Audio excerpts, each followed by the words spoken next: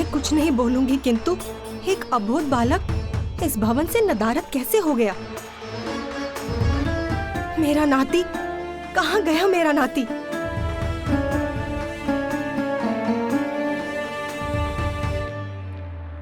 कैसी माँ हूँ मैं जो ये भी नहीं जानती कि उसका पुत्र कहाँ है। रह रहकर अनेकों चिंताएं घुमड़ रही हैं मेरे मन में।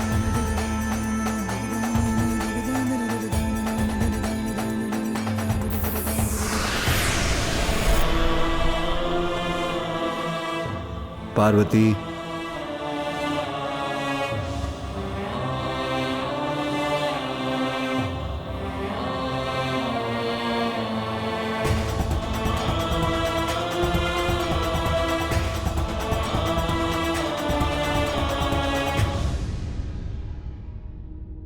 इस समय कहाँ जा सकता है वो?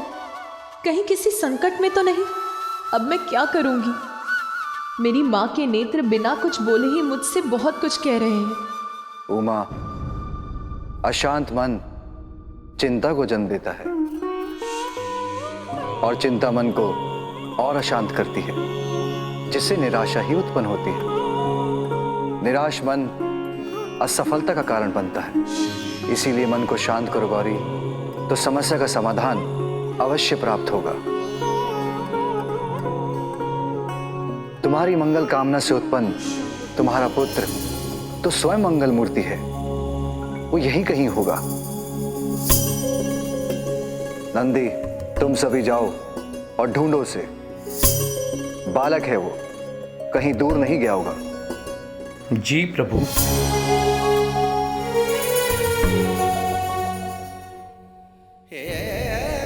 आपके इन शुभ वचनों ने मेरे मन को शांत कर दिया स्वामी।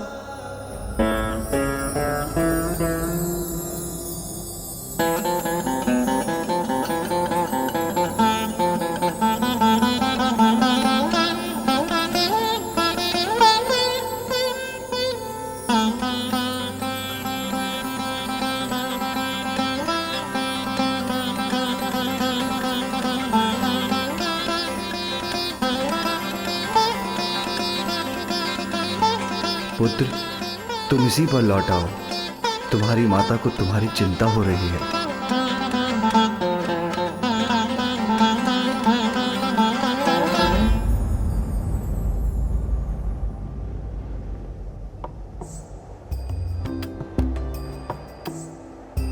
बुआ जी, फूफा जी, अब मुझे जाना होगा। माँ मुझे वहाँ ना पाकर चिंतित हो रही होंगी। मैं पुनः आऊंगा। यहाँ आने का मन किया तो आ गया, किसी को बिना बताए। इसलिए अब चलता हूँ। प्रणाम फूफा जी, प्रणाम बुआ जी। कल्याण हो पुत्र। माँ चंचल है, जिज्ञासु है, किंतु मेरा पुत्र आज्ञाकारी भी है। वो अभी संसार को भली भांति समझता है कहाँ है। असुरक्षा क्या है ये वो क्या समझेगा।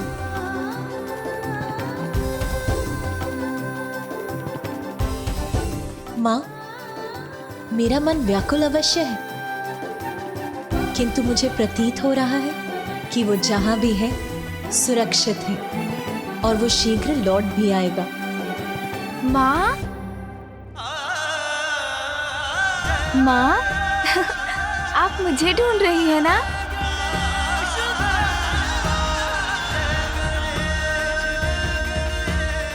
हाँ पुत्र, कहाँ चले गए थे तुम? अच्छा, अब मेरे समक्ष आओ।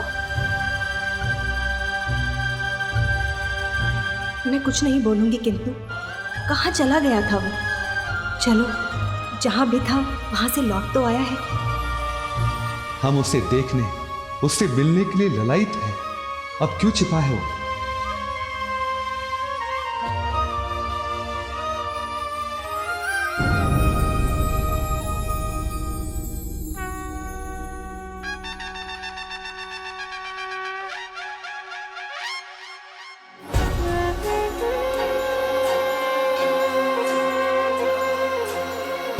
सुन जी, पहले आप।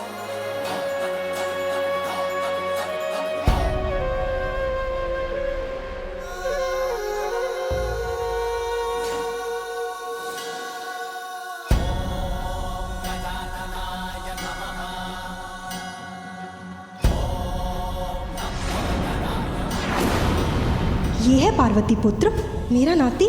किंतु ये तो मैं कुछ नहीं बोलूंगी। किंतु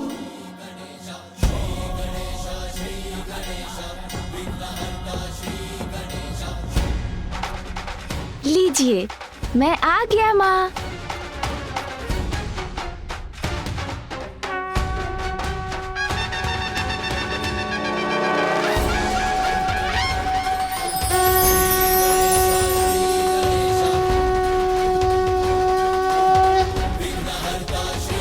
आपका पुत्र आ गया माँ।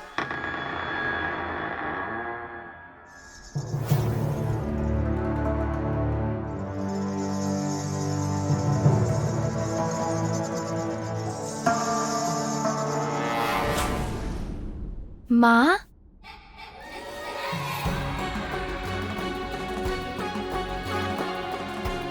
पिताश्री,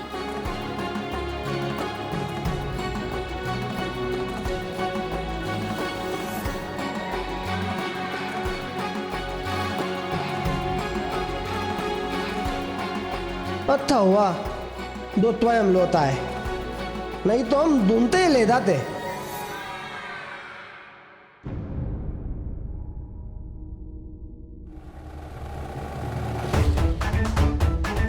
गजमुख बालक, मैं कुछ नहीं बोलूंगी। किंतु कुछ मत बोलिए देवी मैना, अन्यथा बालक का मन आहत होगा। पुत्र, मेरा पुत्र।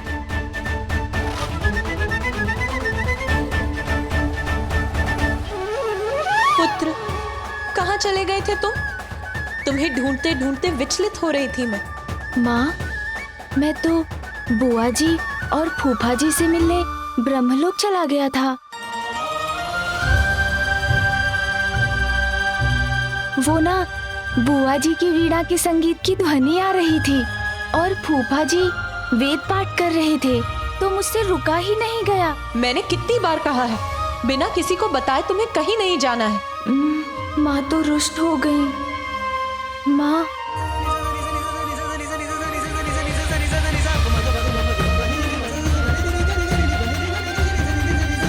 प्रतीत होता है माँ को पुनः क्रोधित कर दिया मैंने। माँ दुखी तो मैं भी दुखी।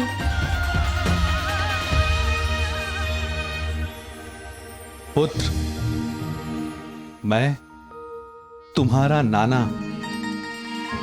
अर्थात तुम्हारी मां का पिता और ये उनकी माता तुम्हारी नानी।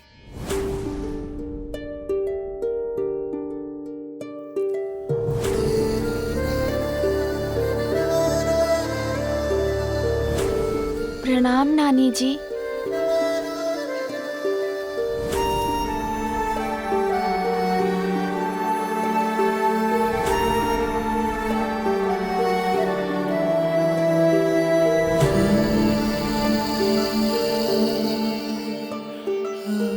मैं सोच भी नहीं सकती थी कि मैं मेरे नाती को इस रूप में देखूंगी।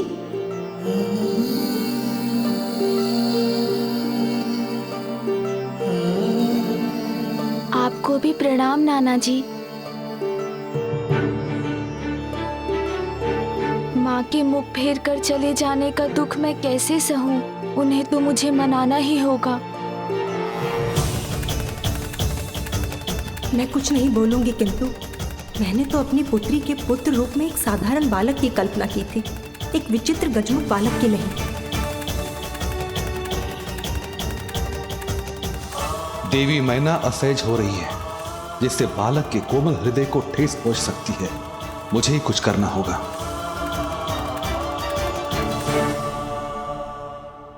पुत्र, तुम्हारे नाना नानी तुम्हारे लिए क्या क्या उपहार लाए हैं, जरा देखो।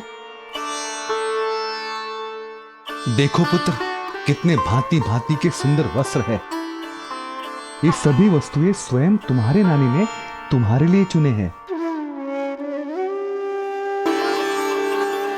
माँ कहाँ है? इतनी कुपित हो गई है क्या कि लौट कर भी नहीं आ रही है। क्या हुआ पुत्र? क्या ये उपहार तुम्हें नहीं भाए? ये उपहार तो बहुत ही सुंदर है नाना जी, किंतु माँ मुझसे जब क्रोधित है, अप्रसन्न है, तो मैं कैसे किसी भी सुंदरता से प्रसन्न हो सकता हूँ? ये तो बहुत बड़ी समस्या है, किंतु इसका समाधान है मेरे पास। यदि तुम ये समस्त खिलौने अपनी माता पार्वती को दिखाओ, कदाचित उनका क्रोध कम हो जाए।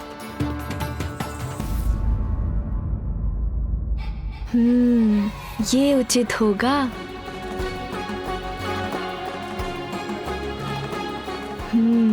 अभी जाता हूँ माँ को मनाने। पिता पुत्र दोनों को ही मेरी कोई चिंता नहीं, तो मैं ही क्यों चिंता करूं? जाओ, जहां जाना है, जब जाना है जाओ, मुझे क्या। अंगल प्रताप है मेरा कुछ कहना। कितनी बार कहा मेरे निकट रहो, मुझे बिना बताए कहीं मत जाओ, किंतु उसे कहाँ कुछ सुनना है।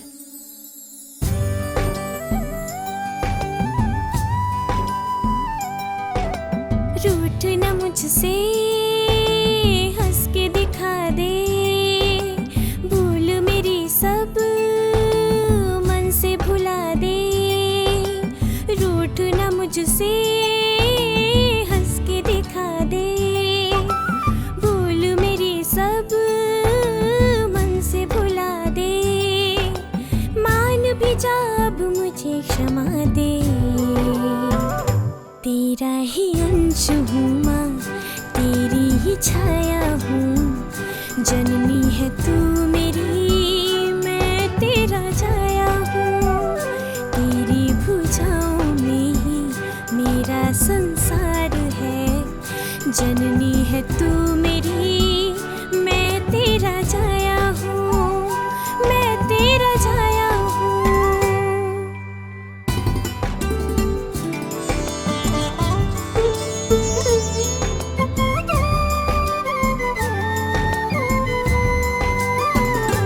तू जो रूठी तो रूठे हैं धरती आकाश। खेल खिलौने रूठे हैं, रूठा है कैलाश। हंस भी दे, क्रोध ये छोड़ दे, अब तो इस मौन को तोड़ दे। प्यार से सर पे हाथ फिरा दे, भूल मेरी सब मन से भुला दे।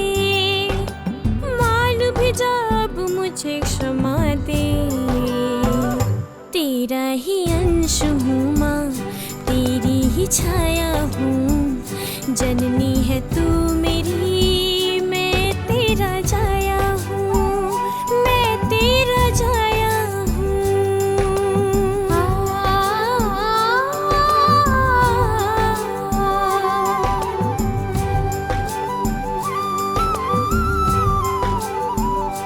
रूठ के मैं भला तुझसे कैसे रहूं। वायु में है प्राण जैसे, ऐसे मुझ में तू। जब हंसे तो हंसे ये गगन, तुझको पाके हुई मैं मगन। पुत्र प्यार से कह के बुला ले, भूल मेरी सब मन से भुला दे। मान भी जा अब मुझे क्षमा दे, मेरा ही अंश है तू, मेरी ही छाया है। जननी हूँ मैं तेरी, तू मेरा जाया है, तू मेरा जाया है।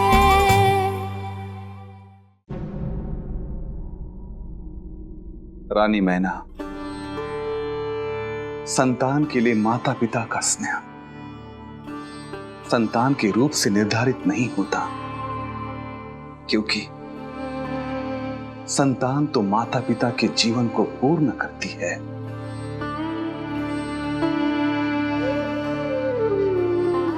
गुणी संतान वही है जो माता पिता के प्रति अपना दायित्व पूर्ण करे, उन्हें निराश ना करे, उनका ध्यान रखे। और हमारा नाती हमारा नाती तो इतनी अल्प आयु से ही अपनी मां की भावनाओं का इतना ध्यान रखता है।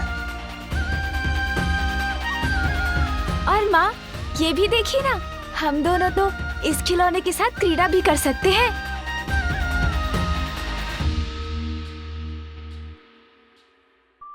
पुत्र, तुम्हें तो बहुत समय पूर्व ही सो जाना चाहिए था, किंतु तुम तो ब्रह्मलोक ही चले गए। चलो विश्राम कर लो, शांति पूर्वक सो जाओ। मैंने तो सोने का बहुत प्रयत्न किया माँ, किंतु क्या करूं, मुझे तनिक भी निद्रा नहीं आ रही है। अच्छा चलो, मैं तुम्हें लोरी गाकर सुनाती हूँ, तब तुम्हें निद्रा आ जाएगी। ठीक है माँ। किंतु तुम्हें अपने नेत्र मूंदने होंगे।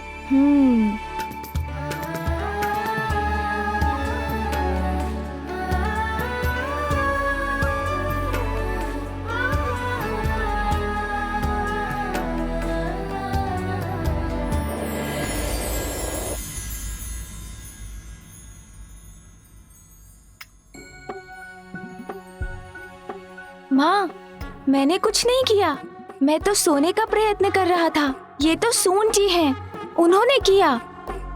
कितने नटखट हो तुम पुत्र, क्या करूं मैं तुम्हारा, कैसे सुलाऊं तुम्हें? मैं कुछ नहीं बोलूंगी, किंतु मैं उसकी नानी हूँ। लाओ, मैं सुला देती हूँ उसको।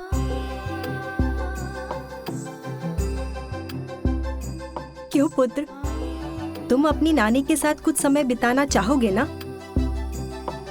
हाँ नानी जी, मेरे पास इतने सारे खिलौने हैं, हम दोनों मिलकर उनके साथ खेलेंगे, बहुत आनंद आएगा।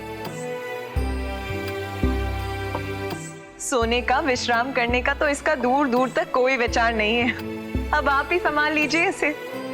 मैं बाहर जाकर स्वामी को बताती हूँ कि यहाँ सब कुशल है।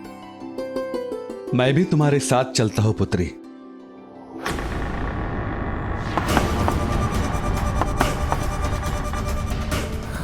टक टका टक टक, शुभदा का कंटक, मैं हूँ वज्रांतक। यहाँ पहुँच तो गया, बस अब कुछ ही समय में अंत करूंगा उस पालक का। आजा निंदिया रानी, न कर आनाकानी, आँखों पे दिन के थकानों के बोझे, बिस्तर बिछोने सभी तुझको खोजे, पर जैसे तूने सताने की ठानी, आजा निंदिया रानी, न कर आनाकानी, नैना मेरे लाल के हैं जागे नानी जी, जागे। थोड़ा धीरे धीरे थपकी दीजिए ना, ऐसे तो मुझे कभी नींद नहीं आएगी। मैं कुछ नहीं बोलूंगी पुत्र, किंतु एक बालक को कैसे सुलाया जाता है ये मुझे मत समझाओ। जब तुम्हारी माँ भी सोने से मना करती थी ना, उसे भी मैं ऐसे ही सुलाती थी। ओह, तो क्या वो भी अपने खिलौने से खेलने के लिए आतुर रहती थी? नहीं पुत्र, खिलौने नहीं, वो तो बचपन से ही तुम्हारे पिताश्री की भक्ति में मग्न रहती थी, सदैव उन्हीं की ही बातें करती थी। महादेव ये, महादेव वो, आदि आदि। हाँ, मेरी माँ तो बहुत महान है। हाँ, तुम्हारी माँ बहुत महान है, और उनसे भी महान है उनके पति महादेव, और तुम तो महानतम ही हो। किंतु पुत्र, अब तुम अपना मुख बंद करो, चुपचाप सो जाओगे।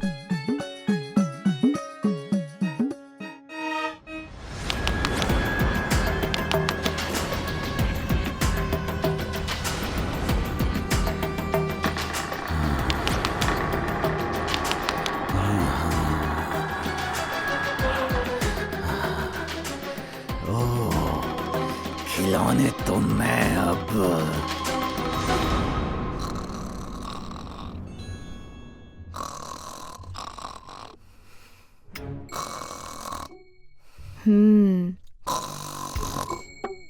नानी जी इतनी लंबी यात्रा कर यहाँ पहुँची हैं, अवश्य ही बहुत थक गई होंगी।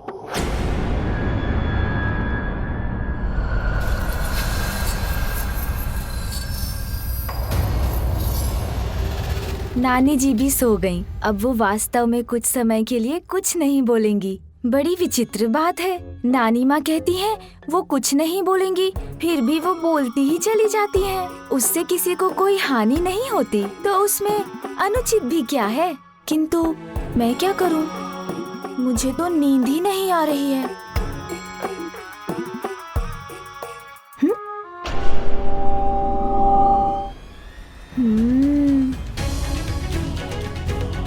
कितना सुंदर दृश्य है। चंद्रदेव के प्रकाश से मेरे सारे खिलौने चमक रहे हैं, जैसे मुझे बुला रहे हो कि मैं जाऊं और उनके साथ खेलूं। जाना ही पड़ेगा, उनको कैसे दुखी कर सकता हूँ।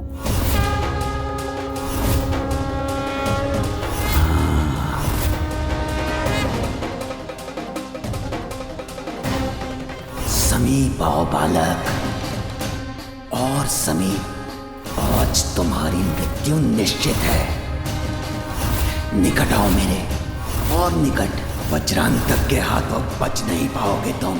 आज तुम्हें मारकर मैं सिंदूरा के कार्य को पूर्ण करूंगा।